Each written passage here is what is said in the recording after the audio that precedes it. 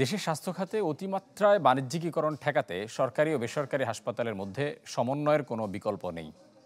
সর্বজনীন স্বাস্থ্যসেবা নিয়ে বিপিআরসি আয়োজিত বিতর্কে বক্তারা বলেন, স্বাস্থ্যসেবাকে পণ্য হিসেবে বিবেচনা না করে সেবা হিসেবে দেখতে হবে।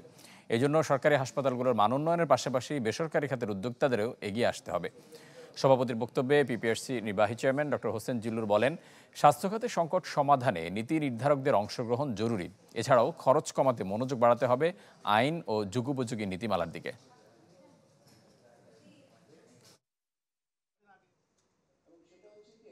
Universal quality primary health care is a right.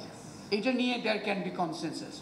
We need to build the national consensus on what is the scope of the right. Health right এর স্কোপটা কি, সেই পরিধিটা সুস্পষ্ট করতে পারলে ওইটার উপর তখনই আপনার প্রেশার গ্রুপ, দাবি আদায়ের চেষ্টা, এগুলো সব আরও জোরালোভাবে করা যেতে পারে।